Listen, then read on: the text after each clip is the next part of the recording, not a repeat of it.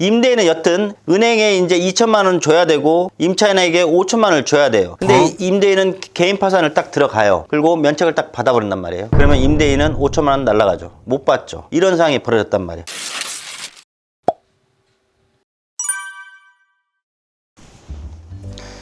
예, 여러분들 이번 시간에 집주인이 개인 파산해도 보증금을 갚아야 하는 전세 사기 특별법 개정, 이 주제를 가지고 말씀드릴게요. 제가 방금 뭐라 그랬죠? 개정 하면 진짜 그 법이 개정된 건 아니고 개정을 하려고 지금 국회에서 입법 발의가 됐고요. 국회 이제 상임위원회에서 심의 중에 있습니다. 그래서 이게 통과가 되면 아마 전세 사기로 피해를 보셨던 분들이 조금이나마 도움이 될 것 같아서 그 내용을 알려드리려고 말씀드렸거든요. 현재 여러분들 2, 3년 전부터 이제 전세 사기가 이제 전국적으로 많이 발생했죠. 저도 이제 전세 사기에 관련돼서 뭐 임차권 등기라든지 이런 거 많이 했거든요. 정말 피해자분들 많이 힘들어 하셨던 거 옆에서 진짜 봤습니다. 그래서 이제 정부나 이제 국가에서 있잖아요. 수많은 이제 구제 조치도 놓았음에도 이제 불구하고 피해자들을 구제하기에는 역부족이고 미흡한 부분들이 지금 많이 존재하고 있는 것도 사실입니다. 실제 많은 피해를 입으신 분들도 제가 실제 옆에서 같이 실무를 진행하면서도 많이 뵀고요. 그분들한테는 이제 전 재산들인데 정말 상심이 크신 분들 많이 봤습니다. 그래서 이제 기존에 했던 이제 정부나 국회의 어떤 전세 사기 피해자들에 대한 어떤 이런 조치들 갖고는 미흡해서 현재 국회에서 이제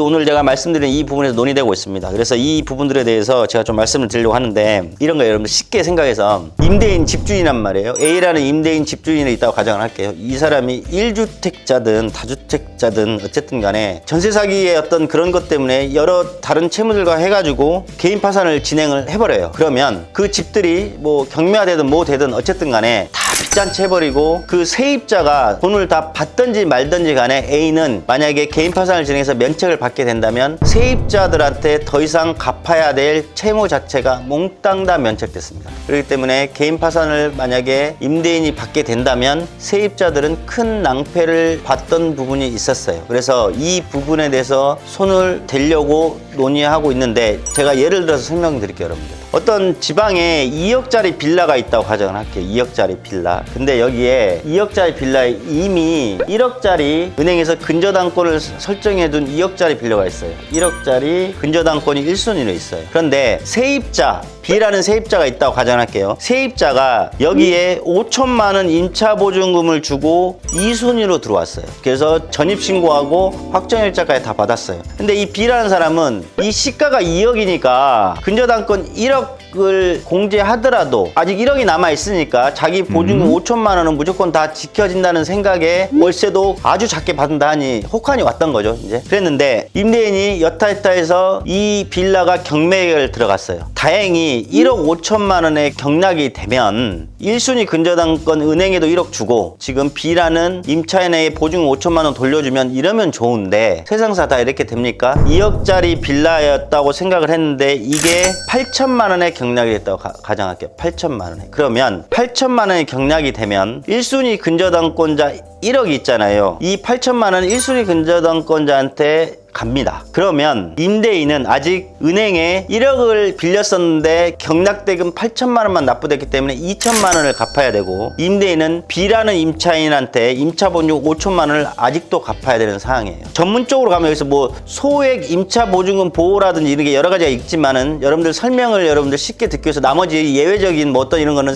세세한 건 다 걷어내고 설명드립니다. 그러면 임대인은 여튼 은행에 이제 2천만 원 줘야 되고 임차인에게 5천만 원을 줘야 돼요. 근데 임대인은 개인 파산을 딱 들어가요. 그리고 면책을 딱 받아버린단 말이에요. 그러면 임대인은 5천만 원 날라가죠. 못 받죠. 이런 상황이 벌어졌단 말이에요. 그래서 보증금 자체, B라는 사람의 보증금 전액 손실을 방지하기 위해서 이제 이번 법률 개정안에서 우선 면제권 범위 내에서는 면책되지 않도록 이제 개정한다는 거예요. 집주인이 개인 파산 면책을 받더라도 임대인은 방금 전에 말한 B라는 사람의 우선 면제권 범위 내에서는 파산 면책의 효력이 이 액수만큼 미치지 않는다, 이런 거란 말이에요. 그 말은 임차인이 임대인 집주인한테 받을 임차보증금 5천만 원이 날아가지 않는다는 얘기입니다. 우선 면제가가 설정됐다면 임대인이 파산 면책을 받더라도 임대인은 이 임차인한테 계속해서 우선 면제권이 있는 임차보증금 5천만 원어치 이거를 갚아야 할 채권이 존재하는 겁니다. 그러면 완전한 파산 면책이 되지 않는 거죠. 이것을 처음으로 개정을 지금 들어갔습니다.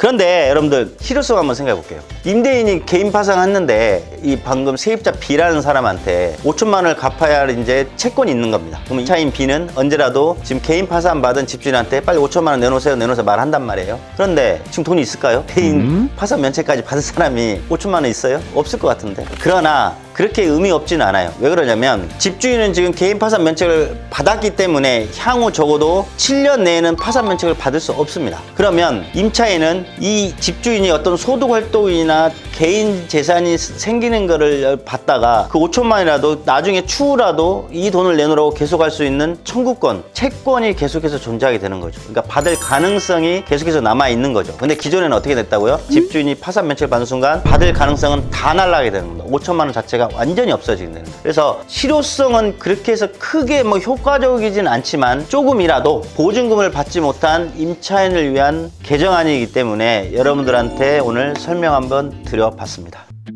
재무 고민 이제는